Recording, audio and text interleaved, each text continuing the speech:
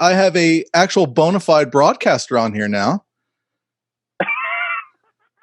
Wow, I'll use that term loosely, I guess. Yeah, this well, is awesome. fun, Well, listen, before we start, I always start the show off with like a rapid fire series of questions. So you got it. It's just one or the other. Try not to land in the middle. Okay. Okay. Dogs or cats? Cats. Star Wars or Star Trek? Star Wars. So after 3 seasons of this podcast, not one person has ever said Star Trek. No, because why would they? I've never seen one episode of Star Trek, let alone a movie. I'm talking nothing. So I'm gonna start. No, neither have I. I saw the remake movies, but that was about it. Yeah. Okay, here's one down your alley. Rolling Stones or Beatles? Oh, Stones. Okay. Coke or Pepsi? If you drank soda. If you had to pick. Coke. I love Coke. Yeah. Beach That's or a good mountains? quote. That's a good clip to clip out. Coke. God. All right, so beach or mountains? I'll go mountains. PC or Mac? Mac. East or West Coast? East. All right, Kramer or Costanza? Oh, Costanza. Superman or Batman? Batman. All right, so you're on a pop station, so you could go either way on this. Kardashians or Osbournes? You know what? The Osbournes are the original Kardashians, so I got to go Osbournes. There you go. All right, cool. You are the host of the... Oh, it's great to be on your show, man. Thanks for having me. I'll see you later. He's done, everybody. All right, so you're the host of the Jeremy White... I need to get the radio station right. The Jeremy White Show on The Beat 92.5 in Montreal. Yeah. And the Jeremy White Podcast, which can be found on iHeartRadio, Apple Podcasts, Spotify, and YouTube, and many more. Yeah, mostly YouTube. I really focus on the YouTube thing just because it's more fun. You get to watch the show. You know, yeah. That was one of the big things when I was launching the podcast, just from my radio experience. Like, radio is entirely audio, right? Theater of the mind. You want to create a visual for the audience, whereas with the interviews and stuff, I really wanted to create a visually stunning kind of product, and with all the graphics and all the colors, I tried to make it look like a candy store. So, you took the Def Leppard motif and put it on steroids. Yeah, sort of. I mean, the background is very Hysteria inspired. Yeah. Even the artwork, like the album artwork, is totally Hysteria inspired. The theme song, that's an original composition I did, and I tried to make it sound like very much something off Hysteria. So, yeah, there's a lot of Def Leppard rooted within pretty much everything I do. So. For me, as a broadcaster and media person and branding person, I do appreciate the little things that you did, which were putting in the accented voice in your voiceovers. Oh, yes. It's little things like that. Yeah. Yeah, I'm a big fan of UK radio, like of Capital and Kiss, and the woman that's on, so the woman voice that she's available wherever you get your podcast. Like her name is Helen Austin, and she's the voiceover for Capital FM in London and the Capital Network. And the guy is one of my best friends. His name is Paul Hayes, and he's a big British voiceover artist, but he's also a really big radio presenter in the UK. He's on Magic in London. And he and I grew up. I grew up in radio by learning from Paul, because he was the guy that was on before me at the Beat, and he was the British guy. So I was really influenced by that British approach to radio presenting. And when I did my own podcast, my own thing, I was like, I need to have British voices, because I just love UK radio so much. So I ended up getting him because he's free. So buy him a pint. Hey man. All right, get around the shots. Give me some VOs. I want to start with, before we start with, like, your background, how you ended up in radio. Is there a difference between? I want to establish, like, the baseline here. Is there a difference between Canadian and U.S. radio presentation? They're pretty similar, right? Wouldn't you say? Okay. No, they're not similar at all. And my Siri is answering your question for you. Oh, nice. Look at that. Tell her to shut up. I know. My daughter's Sadie. Her name is Sadie. So every time I say, "Hey, Sadie," I'm sure she's going to do it now. She answers for me. But I would assume American radio and Canadian radio are very similar in terms of the presentation. They are in certain aspects of it. You know, a lot of the time Canadian radio wants to try and sound like American radio, but I don't think they pull it off effectively. American radio, I'll tell you what, because I have a lot of friends in UK radio and European radio, and we talk about this all the time, where the America is like 5 years, 10 years behind Europe, and then Canada is like 5 years behind America. So it's kind of interesting. I mean, yeah, okay, the presentation style is sort of similar depending on the format. It also really depends on the format. You know, if you're on a Z100 kind of station, like, you know, my style is very Z100. I learned how to do pop radio by listening to Mo Bounce on Z100. And that's kind of what you get with me on pop radio. If I'm doing rock, it's very different, but not at the same time, because you kind of take all those skills that you learn between doing the pop stuff and you can incorporate it into the rock. You know, you learn how to create concise sentences and keep word economy and the way you present things and how you structure things. So there's a lot of similarities, but it really does depend on the format. You know, I mean, are you talking over music beds? Are you just doing it dry? Are you talking off intros? Are you talking off tails? You know, there's a lot of different aspects to it. And they don't really teach you in radio school either. So I could listen to you do air checks all day. Oh, have you checked out some of my air checks? Yeah, they're spot on. So I grew up listening to Stern, and, you know, obviously him coming back from the radio background in his career, he would always, even in the Sirius satellite days, would do these kind of like games. Oh, the talk-ups. Yeah, the talk-ups. And it was always like, oh, is he going to do it? Is he going to do it? Oh! You got to hit the post. You got to Yeah, and it's amazing to me how you nail that on every single time. Yeah, but you know what? That's the thing. It's an art form, right? Like, I'm a performer at the end of the day, and I want to just put on the best performance I possibly can and create the most compelling performance for the audience. You know, it's a very specific skill to have. I mean, and it's kind of old school at the same time, like the old school mentality. Like, I sent a demo to Sirius XM recently. They want to hire me over there. Oh, nice. And I sent a demo to them, and they loved it. But the funny thing is that I was still a little too radio for them. Okay. They want me. They're looking for like very. They're like conversational, chilled, laid back. Like, you know, don't talk up. You don't have to talk up the intro of the song if you don't want to. Yeah. You know, and I'm like, but what? No, that's part of the art. Like, that's the fun part. You know. And so it's kind of an old school kind of thing, like on FM radio, but there's also reasons why we still do it. So it's, yeah, like I said, it really does depend on the format, you know? I love Sirius radio. The one thing I can't stand, and it makes me laugh every time they do it, is when the DJ wants to give like a heads up. Let's say, you know, Queen is coming up next. It's never up next. So they give this like 10-minute detailed story about this Queen anecdote, but then they're like, all right, so I'm going to play them in 2 hours. And it's like, well, that's called teasing, you know? It's funny. We sit in meetings that we generally like, okay, next song or something like that, or the song after, like within the next 5 minutes. But like their teasing is like, somewhere around the corner next Tuesday, we're going to play that song. Yeah. Usually on our station, when we tease something, it's usually maybe in 2 or 3 songs. So, yeah. But it's funny, you know, you watch like Entertainment Tonight. It's like coming up. Did you see what Kim Kardashian did over the weekend? We got that. Plus the Victoria's Secret fashion show happened last night. We've got all the coverage coming up.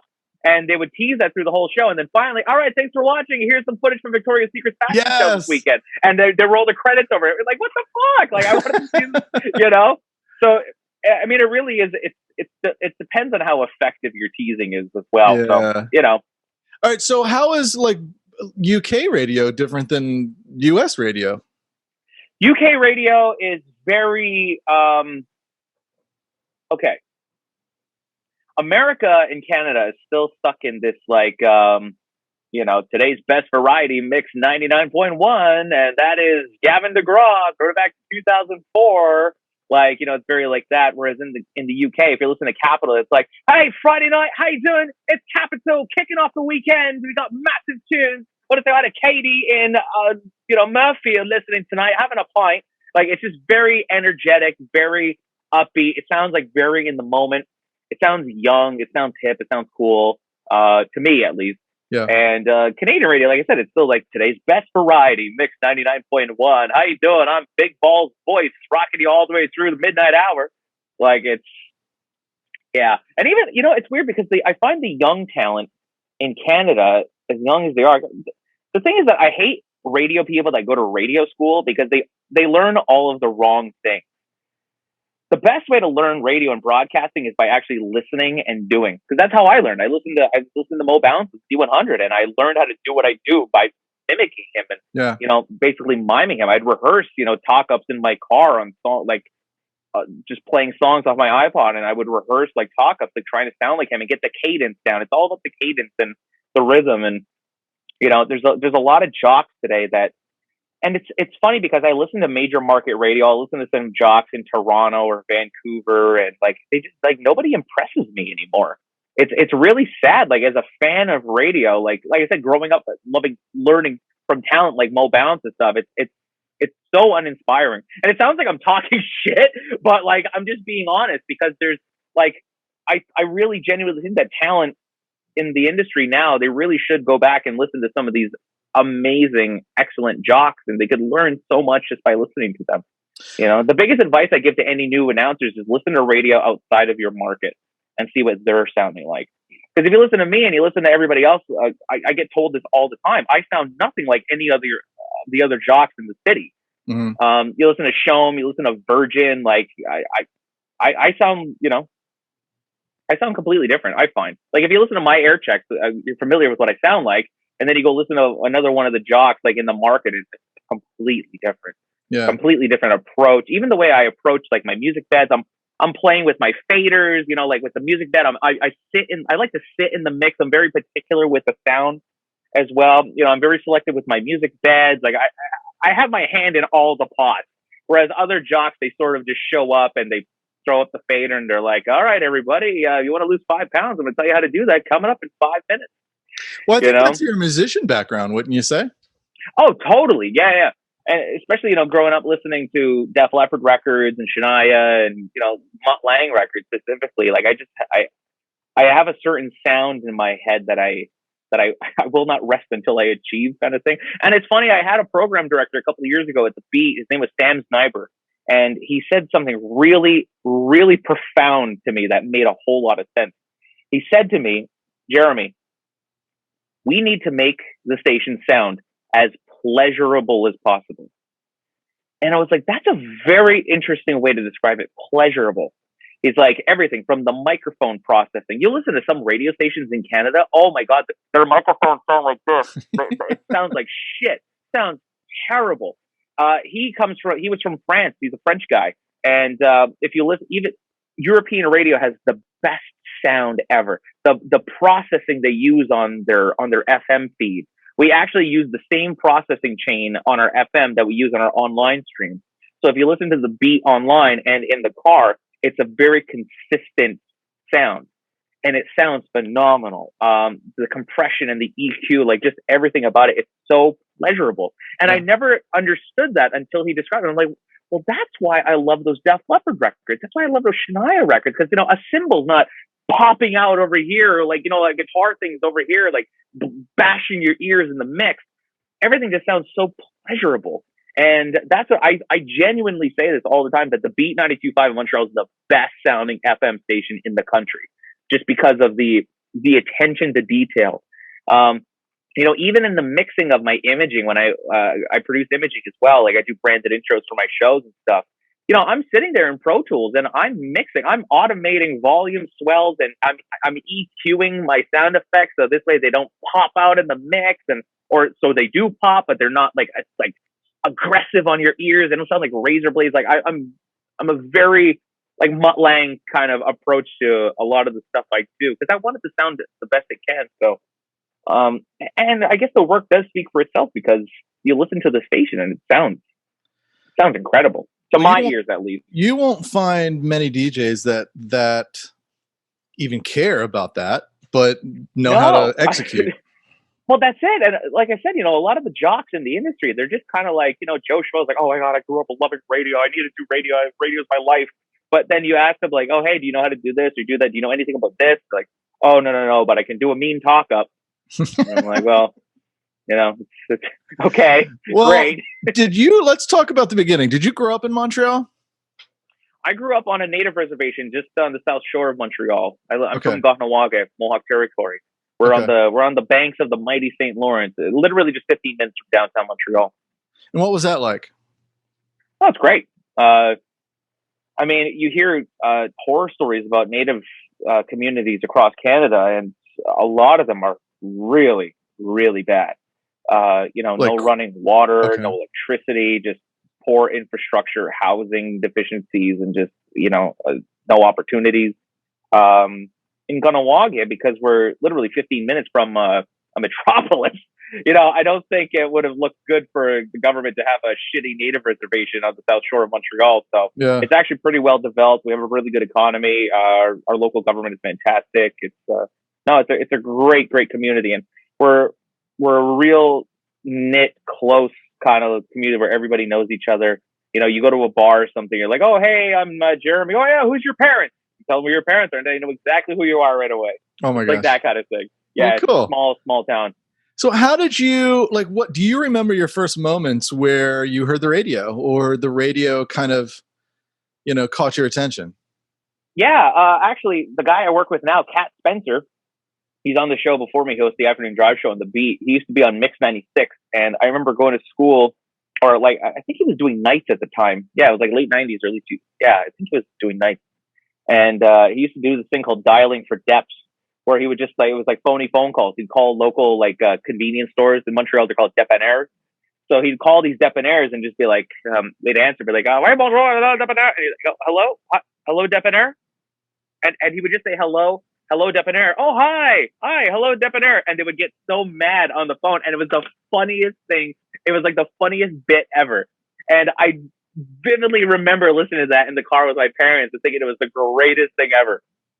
And that's definitely my earliest memory of radio.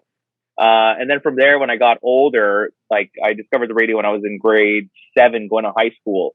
Well, I knew about radio before that because we had a local radio station in Gahnawaga. One of my dad's friends, Lance, worked at the station.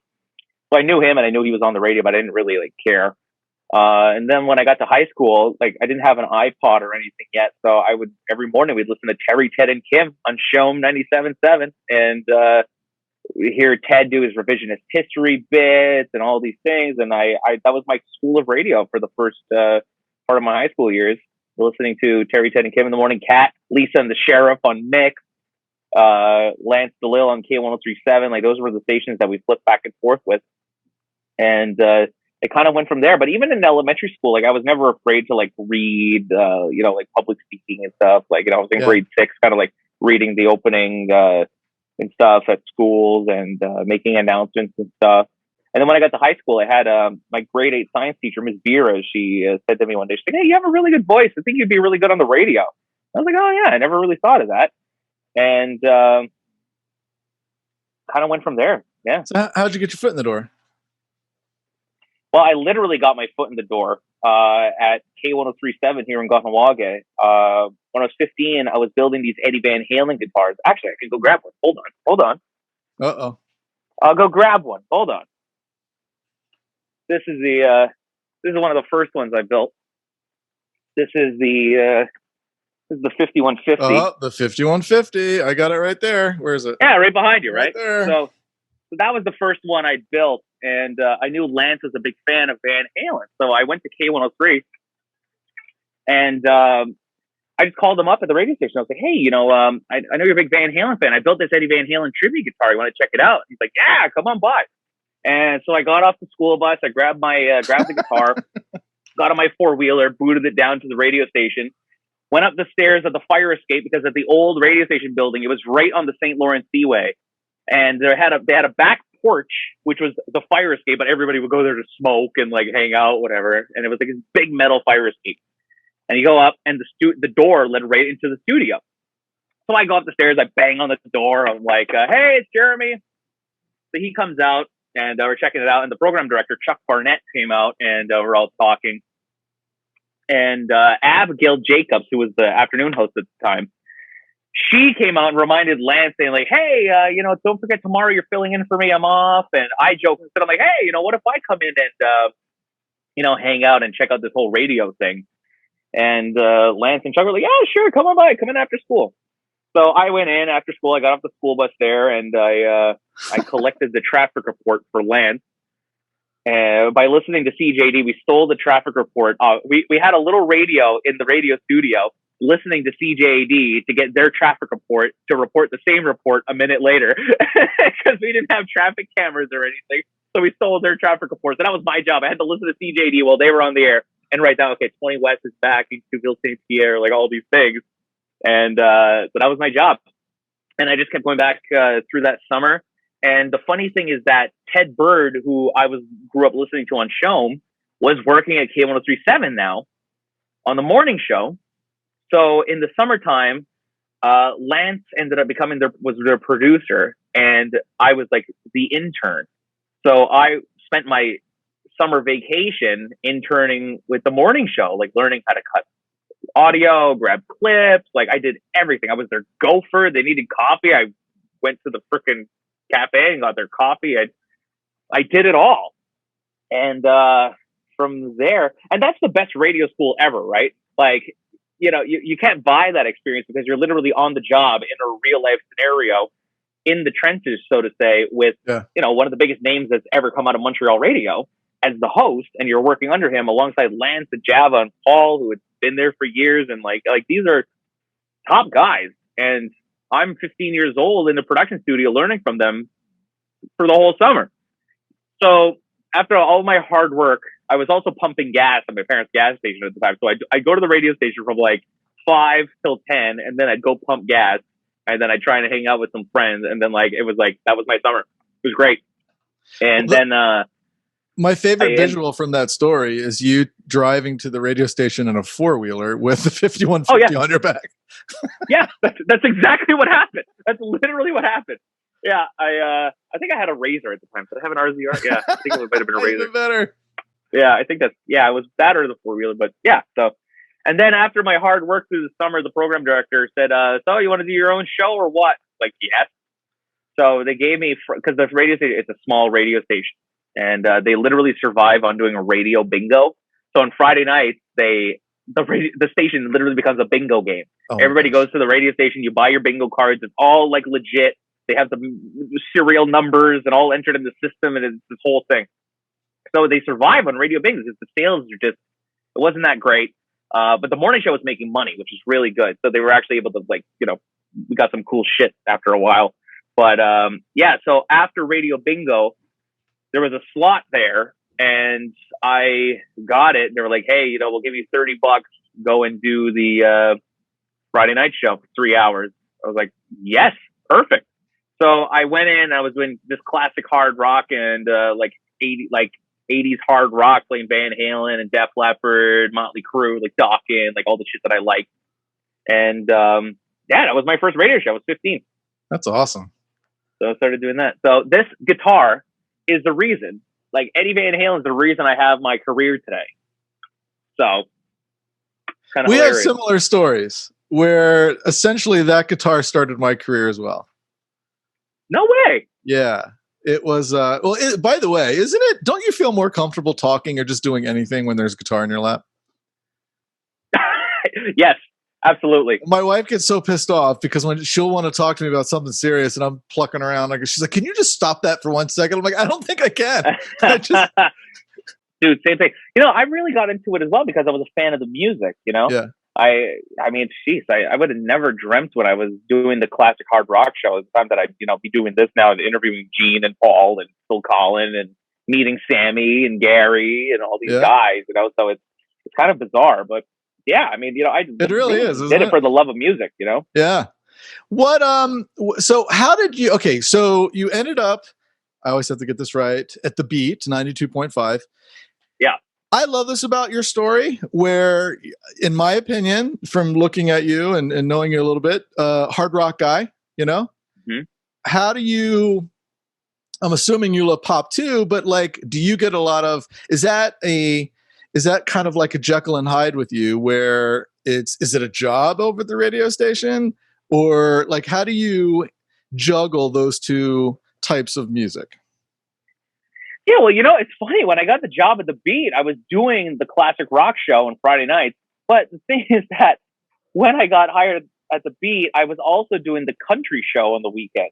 So I'd stay at the Beat at K103 till 2 a.m. doing the rock show, or 1 or 2, I don't remember. And I would go back at 6 a.m. to do the country weekend. So I was doing country radio from 6 to noon, I think, on Saturdays and Sundays. So the program director heard me one morning, and he knew the sales guy at K103 at the time. So being the sales guy, we were actually going to a client for dinner, and he said, "Hey, there's this new radio station in Montreal. It's just changed its name. It's Q92." I'm like, "Yeah." Well, they just changed their name to the Beat. It's a brand new station. I'm friends with the program director, and he heard you on the air, and he thinks he wanted me to put you guys in touch. He thinks you have a lot of potential. I was like, "Oh, really? That's cool." And I always grew up wanting to work on show. I was like, "Oh man, I want to be on rock radio, man. I want to be Pete Marier. I want to be the rock guy, And so this is before I discovered Z100 and like Capitol and stuff, and that's where like my love for pop radio really came from. But I was never a music snob. Like one of the first CDs, my first 2 CDs were Shania Twain's "Coming Over" and Van Halen's 1984. And then the first CD I bought with my own money was Maroon 5, Songs About Jane, when I was in grade 5 or grade 6, whenever that came out. But I also love Britney Spears, and I love Christina Aguilera, and I love the Backstreet Boys. Backstreet Boys was my first concert, Millennium Tour. Oh, wow. I love like the 18s and like just like the most like random like pop act. Like if it was produced by Max Martin, or like if it came out of Sweden, like I was all about it. Yeah. Like I love all that Swedish pop. But I also love the rock stuff. I only really discovered the rock stuff when I was in high school. My best friend at the time, him and his dad, they introduced me to a lot of the metal and heavy rock stuff that I was exposed to growing up because my mom listened to all that stuff. But like I said, I listened to Mix 96, and I in my mom's car, she was either playing Scorpions or Van Halen, or she was playing C.C. Peniston and Ace of Base. So I had best of both worlds with the Van Halen reference. So when they asked me to go to the Beat, like, first of all, I didn't think I was getting a job there or anything. Like I called him and I left him a message, and he called me back and was like, "Hey, yeah." He's like, "What are you doing next Tuesday? You want to come on by, check out the radio station?" And I was like, "Sure, yeah." So I'm 17 at the time. I just dropped out of CJEP. I hated what I was studying. I was in a relationship, and it was just like, I was pumping gas, and I was working at K103. I was like, "Yeah, life's good. I just graduated from high school. I think I need a break from fucking school, And I went to the Beat, found parking right outside the door. I was like, this never happens. I'm in the city. There shouldn't be parking right now. So I go in, and I say to the receptionist, I'm like, "Hi, I'm Jeremy White. I'm here to see Leo Destrella." And I'm like this fat, long-haired native kid wearing a Van Halen t-shirt, going to the big corporate office building. And she kind of looked me up and was like, "You sure you're meeting him?" Or like, "Yeah, I know. Yeah, it's Jeremy White." So she's like, "Okay, just go sit there." Like, so she gets on the phone. I guess she called the assistant, and she's like, "Oh, I have a Jeremy White here for Leo Destrella." And I could see her facial expression change as soon as she got on the phone. She's like, "Oh, okay, yeah, great. Yes, he's here. He's ready. Oh, yeah, no problem." And she comes over. She's like, "Oh, Mr. White, would you like anything? Would you like a coffee or water while you wait or anything? He's going to be just a few minutes." I was like, No, I'm fine." Then he comes out, and we meet each other, and he's super cool. He's like, "Hey," he's like, "Man," he's like, "Oh, great t-shirt, man. Oh yeah, I love Van Halen and stuff." So brings me into the station. He's showing me around because we have 4 stations in the cluster in the Montreal office. So he's showing me around, and he introduced me to our web girl Tanya, who's still there. And he was like, "Oh, he's like, this is Jeremy. He's going to be one of our new announcers." And she's like, "Oh, great to meet you." Well, I was like, "Oh yeah, another new announcer," So shows me the studio and stuff. I met Donna Saker for the first time, which is cool because she's like the queen of your workday. Like, she's like the voice of Montreal radio in the middays, So we get in his office and we're chatting and stuff. We're talking about K103 and Van Halen and music. And she's like, "Well, listen," he's like, "I think you have a lot of potential, and I'd love to get you on the air here too. I know you're very green, and I'd like to show you the ropes and get you going. What do you think? I have a shift on Wednesday nights. It's overnight. from midnight to 5, and we'll go from there and see what happens. And I was like, okay. And that was it. That was it. Got the contract. He had he was like, okay, yeah. He's like, I'll get the contract done and come back next week. We'll sign everything and we'll be good. I'm like, okay. And he was like, your first shift's going to be on February. I forget what it was. It was a Wednesday night. And I went in the night on the Monday just to like train. And that's when I met Paul Hayes because I showed up early. So I called the hotline. I'm like, hi, I'm Jeremy. I'm the new overnight guy. Could you let me in? I know I'm a little early. And he's like, oh, all right, mate. Hold on. He was kind of like annoyed. So he came and opened the door for me and I got in. And we just started chatting and we hit it off immediately, he and I. And we became really good friends. But the funny thing is that, so all this is going on and I'm telling Lance DeLille about all of this. And also, can I say, one of the big reasons why I got the job at the Beat is because of Lance DeLille. Because, and I'll tell you, it's very specific. There was one Christmas, it was that Christmas that year, where my parents and like the whole family, like, they usually go away at Christmas. They go down to like, an all-inclusive or something like that. And there was nobody to work at the radio station. So Lance is like, Jeremy, I'm telling you this right now. Over the holidays is when program directors are listening to the other radio stations, see what talent's on the air, and looking for the next announcers and stuff. They usually change up their schedules at the end of the summer. They start listening around Christmas. I guarantee you, do these shifts, some program director is going to hear you, and maybe you'll get a shot at somewhere. And I was like, yeah, you think so? And he's like, I know so. Just do it. So I worked that whole holiday season, and that's when Leo heard me. Oh wow. Yeah, and had I not worked those holiday shifts when nobody else wanted to work, I went in and did those, Christmas Day, 6 to noon kind of thing. Like, yeah. And had I not worked the holidays, I probably wouldn't have been on the Beat because he heard me. That's great. Well, the big question about your radio career is, how long did you drive the Razor to your radio shifts? Well, I got it till I got my permit, and then I was good. I was driving. What was I buying? I was driving. What was I driving? I was driving a Pontiac Sunfire. That's how I learned to drive stick. Nice. And I was driving. Was it a Malibu? I think I was driving a Malibu. Yeah, or a Caprice. It might have been a Caprice. Well, the dichotomy between you working at the pop station and loving what you love, I think that's great. And to me, real musicians kind of get that, Yeah, it's just all music to me. It's all music. I'm a fan of it all. People ask, well, to your point, is people ask me all the time, how you must hate the music. How can you play Lady Gaga? Even on Twitter. Like, I posted a picture of me holding my Eddie Van Halen guitar, and I was wearing a Britney Spears shirt. Yeah. And some guy wrote a snarky comment like, really? You're wearing a Britney shirt? And I wrote back, I'm like, leave Britney alone, as the joke. But yeah, it's just all music to me. Yeah, I get heat from the rock guys.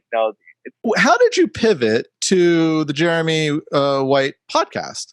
Like, originally you were doing kind of like vlog style programming on YouTube. What was your idea to pivot? Oh, it was far from vlog style program. It wasn't programming at all. It was literally me just getting a new camera. I was like, let's have some fun. Let's go walk around, But I one of my best friends' name is Mitch LaFawn, and he's a Canadian rock journalist. He's just a music guy, really. And he's kind of like the Canadian Eddie Trunk in a way. He's been doing a podcast for years, and he's kind of like the guy. You want to talk about rock or music in general. I mean, you call Mitch LaFawn. So he and I, we got introduced backstage at a Montreal music festival called Osheaga, maybe like 3 years ago now. 3 or 4 years ago. And it was actually through the rock guy, like my competition on the rock station, like on my same time slot. We were hanging out backstage, and Mitch came over, and he's like, "Oh, Jeremy, do you know Mitch?" And I was like, "No." And he's like, "Oh, you need to know Mitch. Oh my God, you guys are going to be like best buddies." And sure enough, we ended up becoming best friends. And he and I, we talked about, he's like, why aren't you doing a podcast? Why are you just depending on the radio station? You have all these interests, you like this, you like that. How come you don't do a podcast or do a YouTube channel? Like, just, doing all these things that you like. You play guitar, go play guitar on YouTube, or start to do the podcast, interview these people that you've always wanted to interview and stuff. You can be off brand, whereas at the radio station, it's all about being on brand and super serving the audience. So the podcast is complete polar opposite of all of that. And that was kind of the point.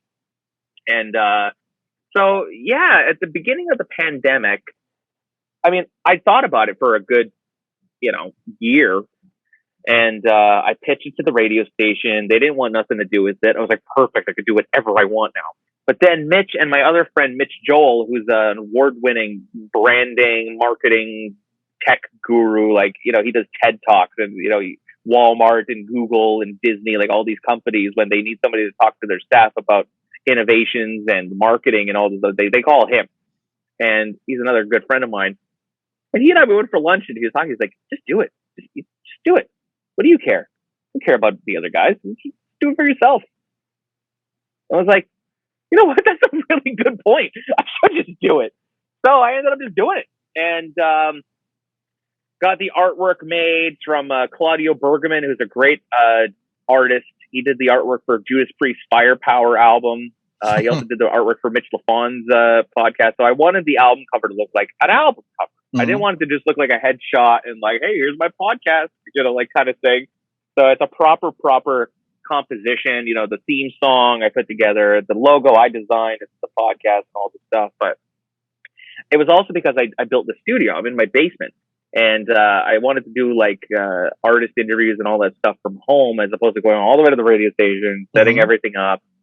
So that was that. And I was like, well, what do I want the podcast to be? One of my best friends, he was the morning show producer at Q1043 in New York City. He was Jim Kerr's morning show producer for 16 years. And he just moved to Toronto, actually. He's the morning show producer at News Talk 1010, more in the morning. His name is Joe. And we were talking kind of about like, what should the content be? What should I, be talking about? Should it just be interviews? Should it be, the stuff that I don't want it, do I want it to be the stuff that I can't do on the radio? Do I want it to be content? Do I want to do this? Do I want to do that?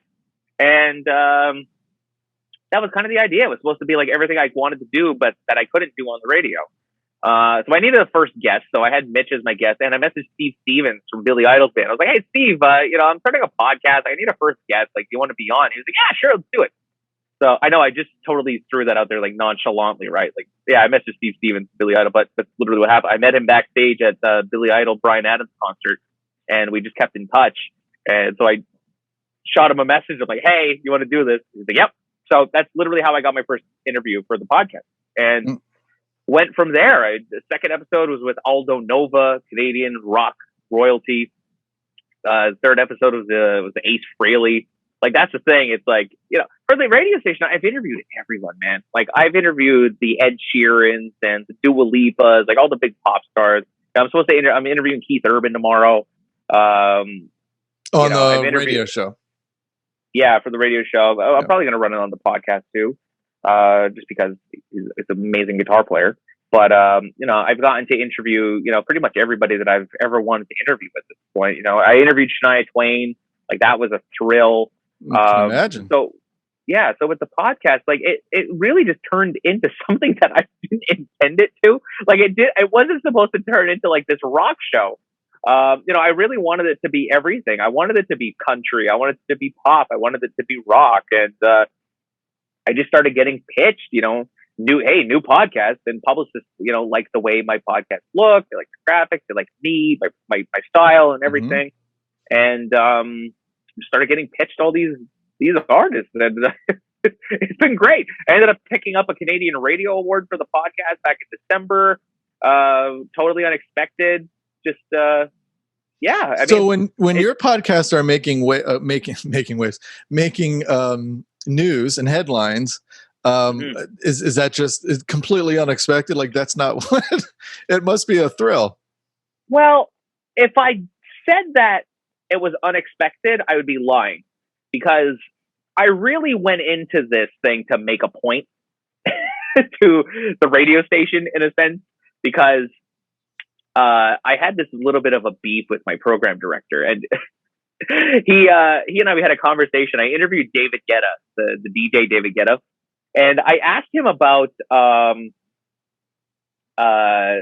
being a producer, and I asked him about keyboards and stuff or whatever. And he's like, oh, that's so off brand. Our audience doesn't care about that stuff, this and that. And so we kind of had this like little bit of a feud. And I was like, well, you know what? I'm just not doing artist interviews for you anymore. That's it. I'm just not.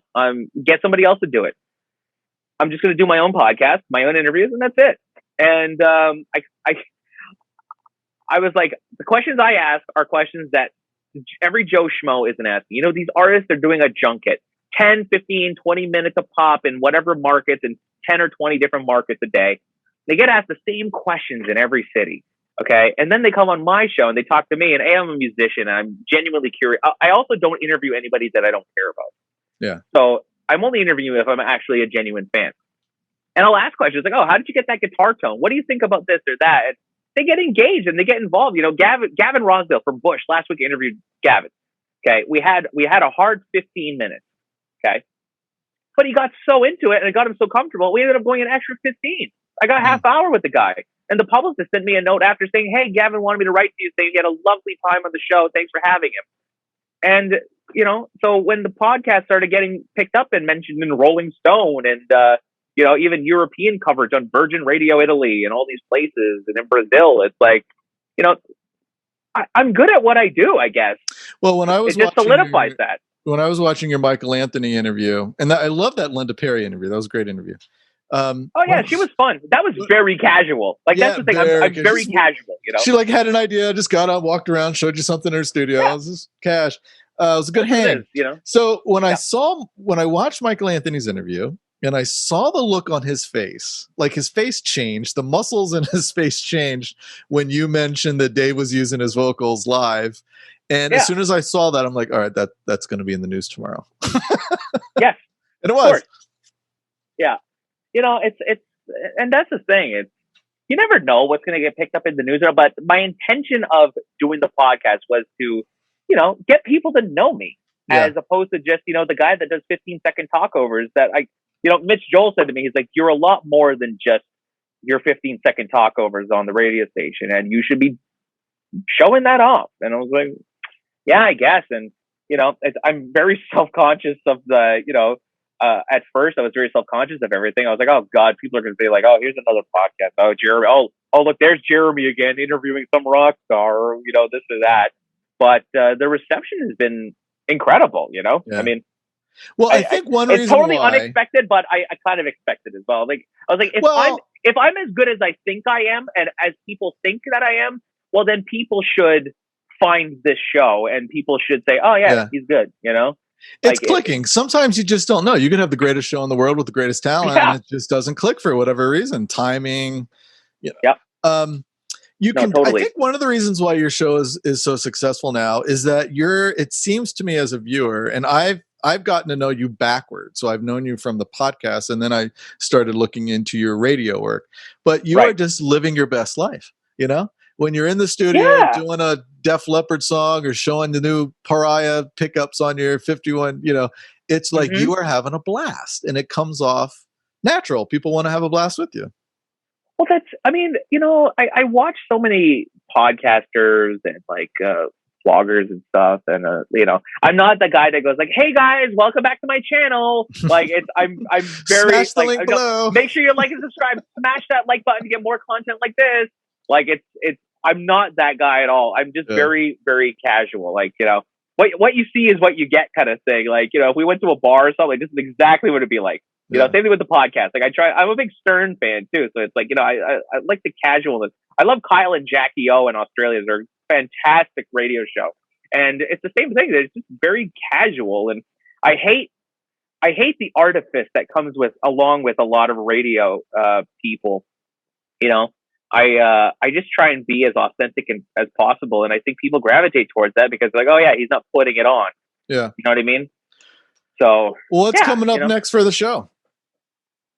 Got a couple of cool guests in the pipeline. I'm kind of stepping away from the big names because there's a couple of like lesser known names that I actually really, really want to talk to.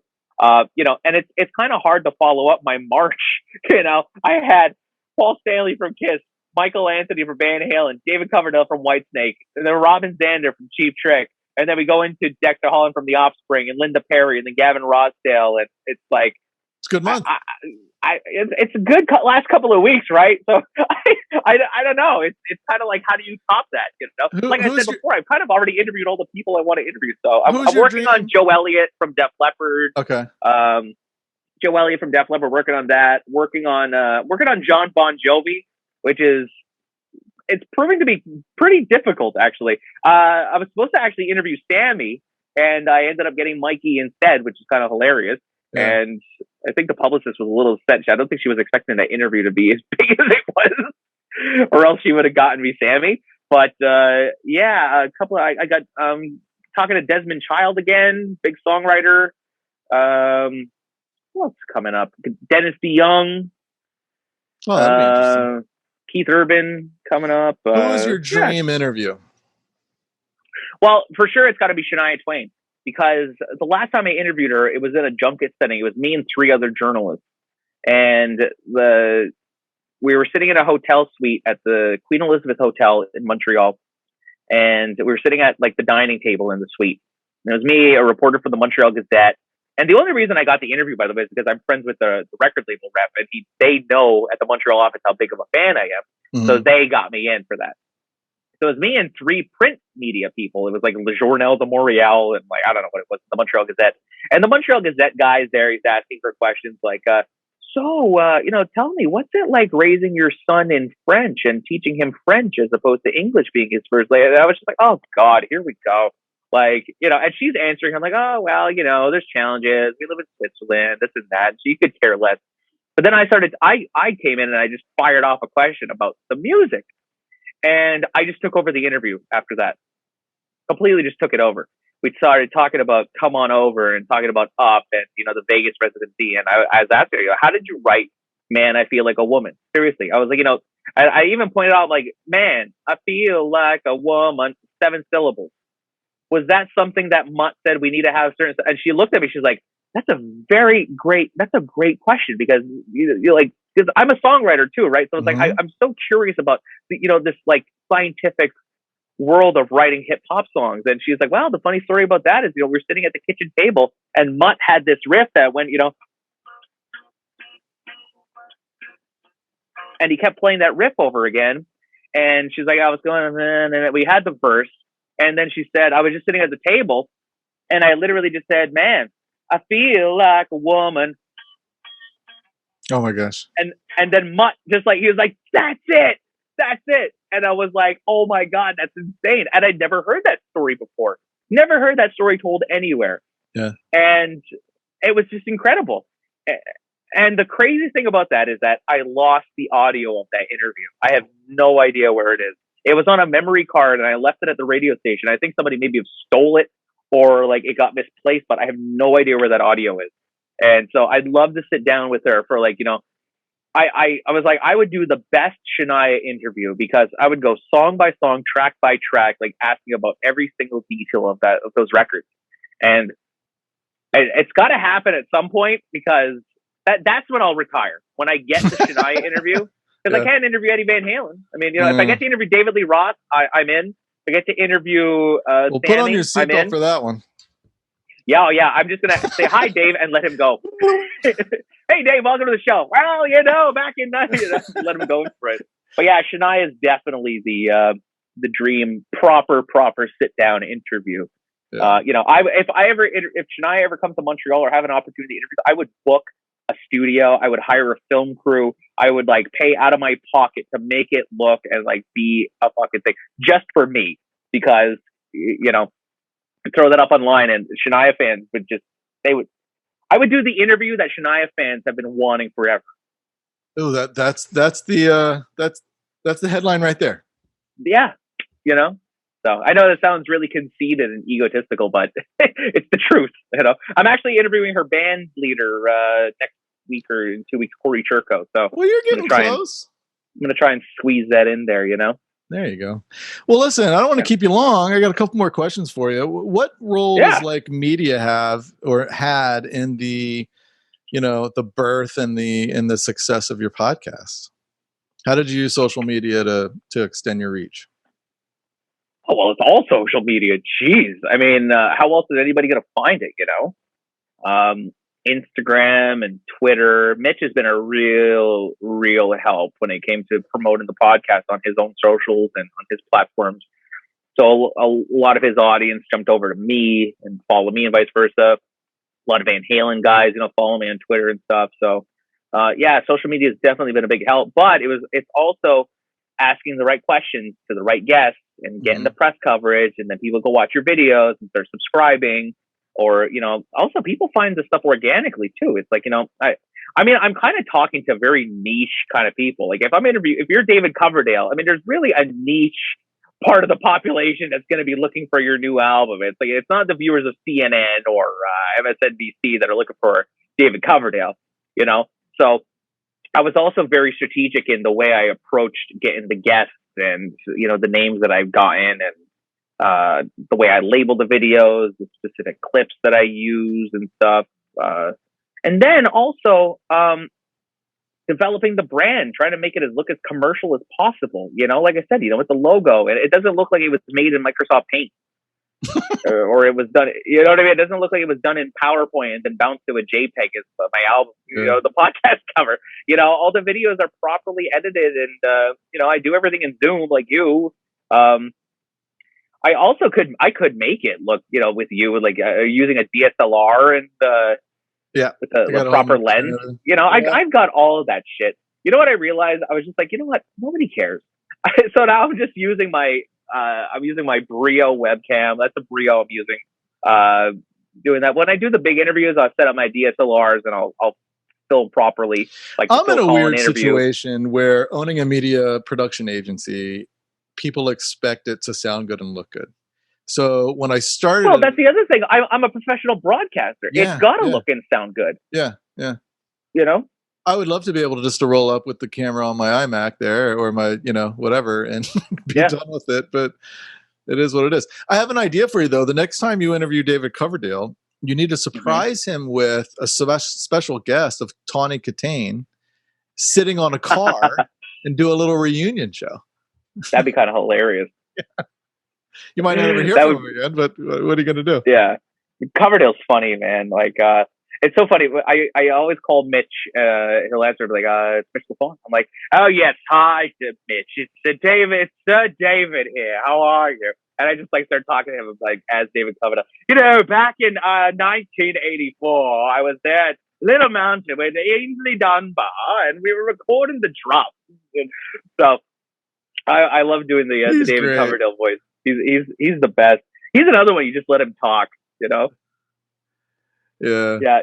Just let him go. Well, listen, where can everybody find you on social media? What are your handles? On Instagram and Twitter, I'm Jeremy White MTL, and on YouTube, it's youtube.com/Jeremy White Show. So I'm actually going to be rebranding it. Instead of Jeremy White Podcast, I'm going to start calling it Jeremy White Show. The only reason I call it Jeremy White Podcast was to differentiate from the radio show, which is called the Jeremy White Show. But I actually own the Jeremy White Show name. I got it copyrighted and all that shit. So they can't say anything about it. But the YouTube channel is Jeremy White Show, and then you could just type in Jeremy White Podcast. It's available wherever you get your podcast. So on iHeartRadio, go on, you know.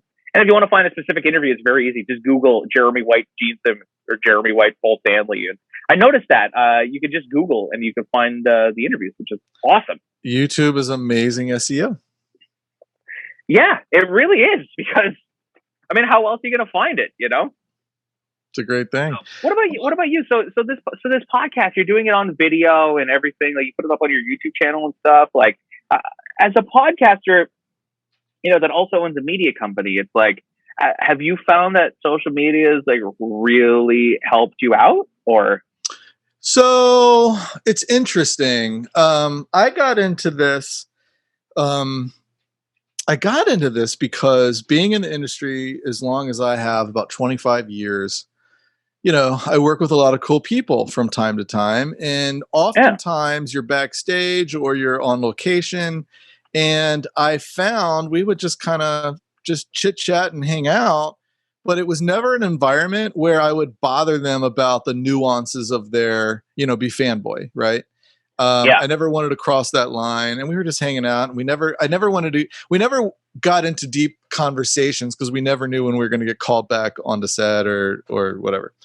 So a couple of years ago, quite honestly, I had kidney cancer. And after I got past that part of my life, I thought, well, let's have more fun. You know, let's do things I really do, not for business necessarily, but just to do it for fun. So I thought, well, I have this Rolodex. Why don't I just start reaching out to them and ask them the questions I've always wanted to ask when we work together? So that's how it really started. I have not put any pressure on this at all. That's a lot of the reasons why I've developed like so many friends in the industry. It's like, I'm really good friends with one of the record reps here. His name's Eric. And like he and I, we literally met because he was there to bring me to interview an artist. And we just hung out after we had some drinks and stuff. And we just hit it off and became really good friends. Like, honestly, when you go about things in a genuine way, you're going to get a lot further than having this artifice of like, putting on a facade and trying to be something that you're not. Like anything I do, I'm just like, what you see is what you get. Like, I'm not going about it knowing that, oh, you can get me this. Oh, I'm going to be your friend. Like, I develop genuine relationships with people. I hate the term, but like organic. Yeah, that's it's not it. forced. I don't go out of my way. What attracted me to your show was just, again, you're living your best life of, you have this radio show. It appeared that you wanted to do the podcast for fun and you had that kind of outlet for yourself, creative outlet. But then mixed in with the podcast, you would do a rendition of a Def Leppard song, which, by the way, you have like a Joe Elliott voice. You're made to be like the R&L and Journey. You could be that for Def Leppard. Oh my God. But I learned to sing by listening to Def Leppard and Bryan Adams, so. Yeah, my voice is people say it's very Bryan Adamsy, so it's all in the throat. It's all very throaty. Yeah. Real quick before I also learned to sing by mimicking Mutt Lange's backing vocals. Which is a very specific sound. He's been a big influence on you, huh? Mutt Lange? Huge influence. Yeah. Oh yeah, huge influence. You know what I've been doing for the last 2 weeks, pretty much nonstop, is there's a guy on YouTube called Digital Split. It's Digital Split. Yes. He's the best. I'm waiting. He gets shut down every couple of months, but every time he puts this, I pirate it off away. He's completely new to me. I had no idea. And I'm listening he's been around for years. Oh, has he? For years, that guy. Oh my gosh. He's like new old stock to me. And I've been listening to nonstop Van Halen without the vocals, and it's just like Top of the World. There's things in there that I had no idea that he did, just because it's out of, it's up in the mix. There's now. a lot of cool guitar parts in there. Yeah. And and even the way there's an automated filter on the rhythm track where it goes like it's very there's a lot of stuff going on in the mix that people just think, it's adding a SM57 in his guitar rig. Like, no, they did some cool stuff on that album with Andy. And the one thing that I loved about that Top of the World Digital Split rendition was you can hear Steve Lukather in the background vocals on that track. Oh yeah, and it's just like, oh, that's Steve, and it's just so. He's doing the lower part. The and that bridge right before the solo when they're just doing the oohs and the ahs, and it's I don't know. I could listen to that all day long, but no, it's funny. There's also there's an official instrumental version of that was B-side on a Japanese single. Oh really? So if you go on YouTube and type in Van Halen Top of the World instrumental, it'll show up. It's the Japanese cover. It's like a brownish gold with the black. Oh, Van you know Halen what? That wasn't a Digital Split. That's the one I've been listening to. It's like the gold cover. Oh yeah, and the drum mix is a little different too. It's a little bit more roomy. It's not the album mix. It's an interesting. I think they called it karaoke mix, actually. Well, the On Balance, amazing drum sounds on Balance, and I discovered this by accident when prior to the Bluetooth and all that, where my audio jack came out of my car just a little bit. And it puts it out of phase. Put it out of phase, and I could hear the drums like I was like the reverb of the drums, and you kind of blocked out the vocals. You hear everything that's on the left and right, but not in the center. Yeah, and it was awesome. So now I've been kind of like throwing it into Logic Pro, doing that myself. Split it into two separate monos, and you throw the phase. Flip the phase, perfect. Yeah, it's awesome. So I do that with a lot of Shania Twain and Def Leppard stuff. There's so much stuff going on in the mix. It's amazing. So I love your rig videos as well. I got rid of the majority of my not majority. I got rid of all my tube gear, and I converted. Why? Because I realized I have a Line 6 Helix, like the big one. Oh and God. I got rid of everything because I thought I don't have the room for all this anymore. It's too loud. And, you know, I moved with COVID, I moved my studio from an actual studio into a home studio. And, and everything's in this box. And I've A/B'd, tested everything. Like I have a setting 78 Van Halen, and it sounds exactly like the record when I, you know, play it in my ears. That's no fun. It's good enough for me. So I was watching your Rockman video, Rockman? and I have that. I got this guy, is Glenn something. I forgot his name. He's in like New Orleans or something, Louisiana. And I have a Rockman setting, and I'll be damned, it sounds exactly like Boston. You know what I mean? Yeah, of course. And it like does. Def Leppard. It's awesome. Yeah, but where's the fun in that? I want to try and get my own tone. You know, it's fun to play along with. I refuse to buy the Axe effects and the Helix and all those the Kempers, all that stuff. Yeah. It's like, I don't know, man. I mean, I have the amp. Like, why would I use the digital version? I got this really cool box called, well, for the longest time before I got the Stir box, I was using a Palmer speaker simulator. So I'd come out of the head, go into the speaker simulator, and go right into my interface. So I was listening to on my studio monitors. So I never had a volume issue. I just put my headphones on. I had my fucking 100-watt head, you know, in my cans or on my studio monitors. I didn't have to worry about cabinets or nothing. And now I have this box called a Sir Reactive Load IR. And you can find like an EVH cab simulator online, put it into the Sir box, and it's a load box, and it does cab simulation. Yeah. So you can make it sound like an AC30 combo speaker. You can make it sound like a 412 Celestion Greenback. You can make it sound like an EVH. You know, so that's how I record all of my stuff now. I'm going from my head into my Sir box, and then that goes to Pro Tools. Yeah, I have 4 cabinets behind me over here, but they're just for show now. You know, that sounds very like a very Pete Thorne setup you got over there. Yeah, it actually is very Pete Thorny. I think he uses the same box. A lot of guys use the Sir Reactive Load. It's fantastic. Yeah, it's great. It's it's one of those things. I have a guitar buying problem. I had a gear problem. It's just, you know what? I've been kicking around the idea over the last week of doing a guitar collector documentary, but it would be all about like that bug that bites you as a guitar collector. You know, I have a buddy that owns a similar company to mine, and we'll take like about once a quarter, we'll shut down our businesses, and go on a guitar safari for like a day or two. And we're known to go like camp out at one guitar store for like 8 hours. And they know us. And it's like, why don't we go from town to town and do it? And it's just, you know, I get it all the time. Well, like, why do you have so many guitars? And it's just like, well, none of them sound the same. Like they all do different things. No one understands that. And like the gear. No, exactly. It's in the cars. Why do you have so many cars? Right. They're cool. Yeah.